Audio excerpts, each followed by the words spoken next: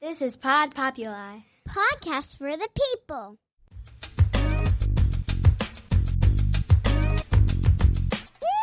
The Great Love Debate. It's the Great Love Debate. The Great Love Debate. It's the Great Love Debate. Hi again, everyone. It's Brian Howie. Welcome to the Great Love Debate, the world's #1 dating and relationship podcast since 2015. I am outside a bunch of bars. I'm in like a courtyard looking at a bunch of bars. I'm in Florida. And people are making a lot of bad decisions. First of all, there's a fountain behind me, and I love a really good water feature. We don't have enough water features around. Europe has a lot more and better water features, and it's just a calming, relaxing thing. We like water. We like pools. We like oceans. Anyway, I'm watching a bunch of people make a lot of bad decisions. So I wanted to get into that today. We've spent way too much time recently on this podcast talking about getting out of relationships, which is not very positive, or we've talked about why you shouldn't or why you haven't, and that's all really important stuff. I don't want to dismiss it. I don't want to downplay the value of the last, half dozen episodes or so. We had a divorce lawyer on. Sorry, she was great. So I'm not being dismissive of any of that, but there is something that is preventing everyone who is listening to this and is not in a good relationship from being happy. And in happy relationships, more than anything, the thing that is preventing you guys more than anything is that you have ridiculous reasons to either not date somebody, to not keep dating somebody, or to stop dating somebody altogether. And I'm looking at possibilities all around me. It's about happy hour time. I see people not getting together, mostly because they're walking into the bar or the restaurant with a bag or a pocket full of dumb reasons. So I wanted to run through a whole bunch of them today. I have them written on a napkin. I have carried them around from time to time. I scribbled them out. They are in my head at all times, the dumb reasons. So we're going to call them the dumb dozen.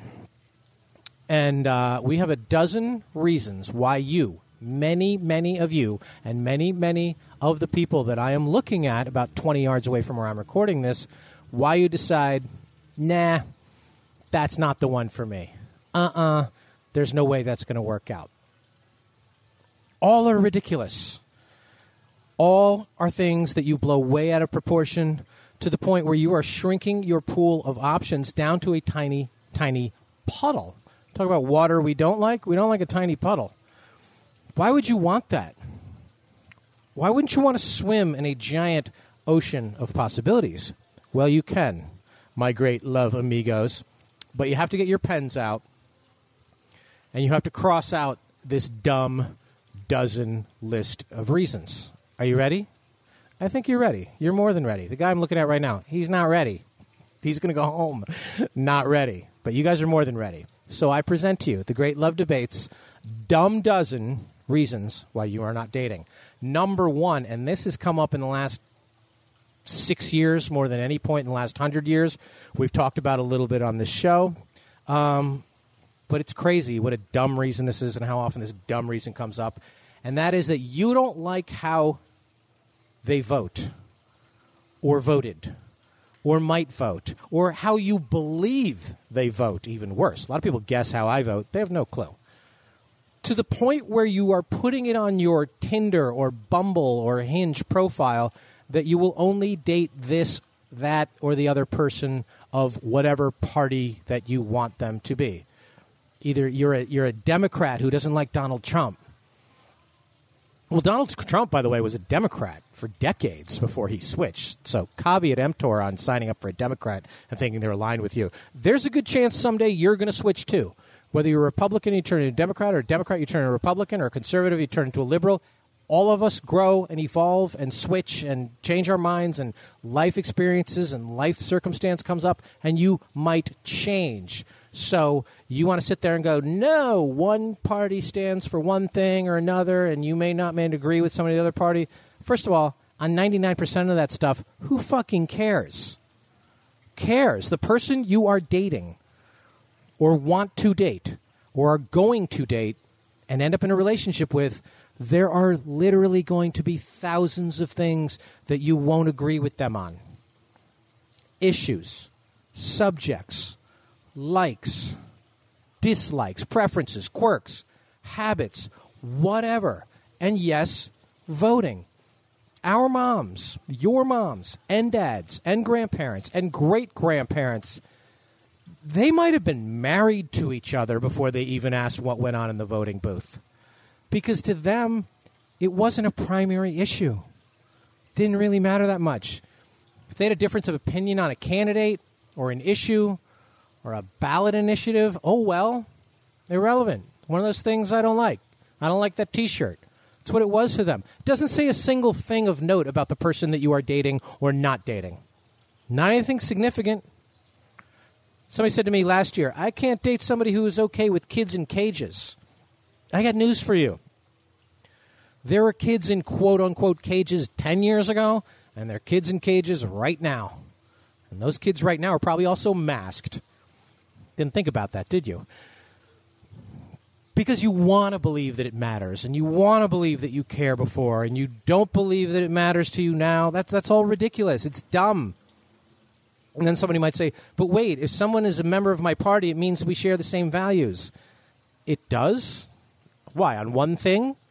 One thing you see similarly on, and suddenly that means you have the same values? When and how did that happen? It doesn't mean anything. Or at best, it means one small thing. The person you want to date is someone who takes every issue separately, looks at every candidate individually. Sometimes they choose the left, and sometimes they choose the right, and sometimes they choose wrong. They all do. We all do. We all change our minds. We all get things wrong. We all can be talked into things, hopefully, that we didn't see another perspective. The very, very best people you know or could date have a different perspective than you. Makes them interesting. Can a pro-choice and a pro-life person date? Of course they can. It only becomes a problem if it's a problem. And suddenly, everyone looks at things a whole lot differently when it happens to them, and there's no way to predict how that might be. It's all fun and games till it happens to you. So you don't have to agree on the appetizers, and you don't have to agree on the movie choice, and you don't have to agree on the midterm elections. You just don't. Because it doesn't matter that much. Not any more than anything else. You only believe it matters. And that's why that kicks off our dumb dozen. Number 2, some of you won't date someone who you think has had too many partners, sexual or otherwise. Too many boyfriends, too many girlfriends. They were a player. I had a girl say to me once, have you really had like 100 girlfriends? That says a lot about you. And I'm like, yeah, it says 100 girls like me enough to want to be their boyfriend. Good for you, Brian Howie. You want someone who hasn't dated anybody? You want someone who's dated 2 people? You want someone who's dated one person for a decade? Because that person's in their mind all the time. All the time. You're never going to catch that person. You don't want that. Of course not. You want someone who sampled the buffet and was appealing to a lot of people and knows, hopefully, what they like. And hopefully they don't like a lot of the things on this list. They dated a lot of people? Good. Guys, you don't like that she had sex with a lot of guys? Why not? Why not? Let me break this down for you. Let me break this math down for you. Let's take a really hot girl, okay? You want to go out with a really hot girl? Yes, you do. So let's say this really hot girl over the course of the last 5 years has gotten asked out by, say, 500 guys. 500 guys over 5 years, which might be low. A really hot girl's going to get asked out a lot. That's 100 a year for 5 years, okay? That's every third day she gets asked out, which, again, is low. But let's just say she gets asked out by 500 guys. And let's say she goes out and has sex with, I don't know, 50 of them. 50 guys out of 500. That's 10%.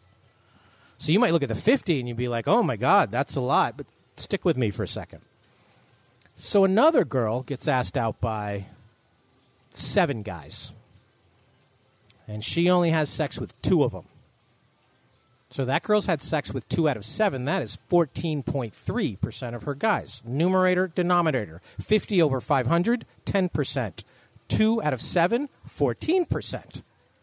So isn't that first girl, the one with the 50, comparatively, relatively, a bit of a prude?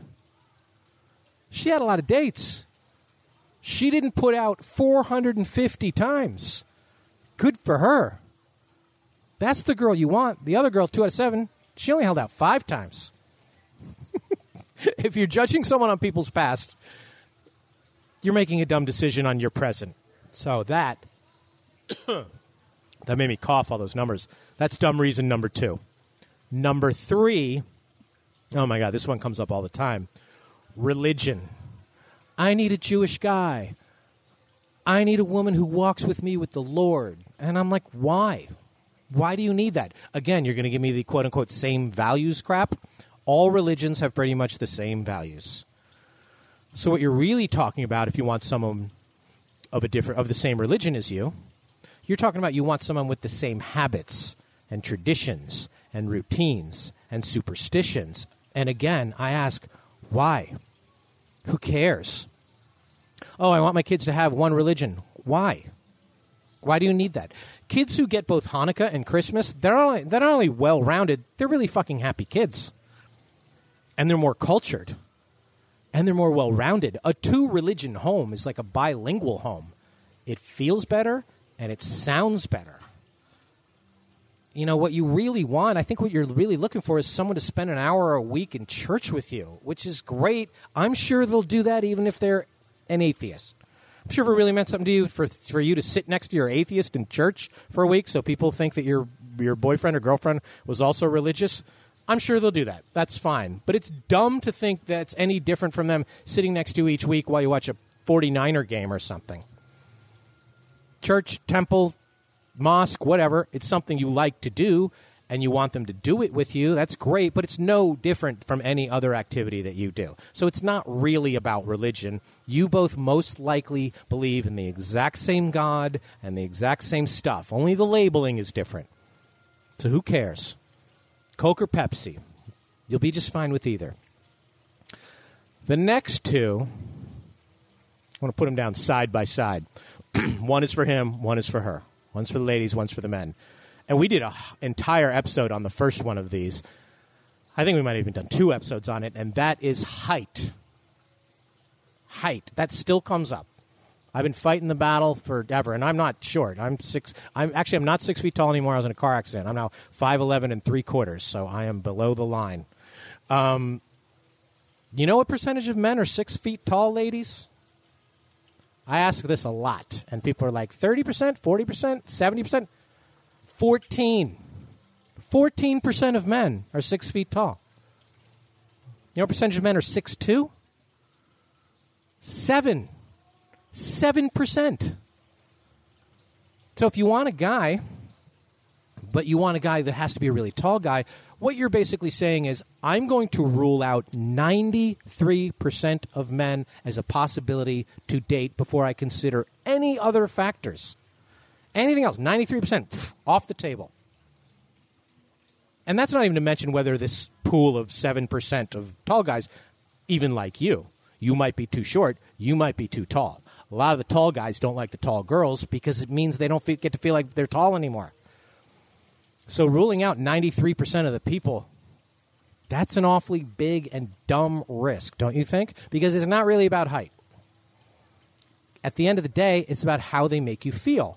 And a guy who is 5'10" or 5'9" or 5'5" or whatever can absolutely make you feel as special and sexy and safe as a guy who is 6'7" or 6'4" or whatever. They can.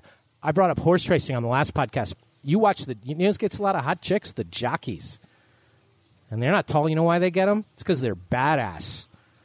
Those guys are fearless. They're strong and they're fearless. They ride a horse at 40 miles an hour with nothing on them. Those guys can get the girls. They can. So, ladies, you're ruling those guys out because you're making dumb decisions about your dating. Give the guy a shot.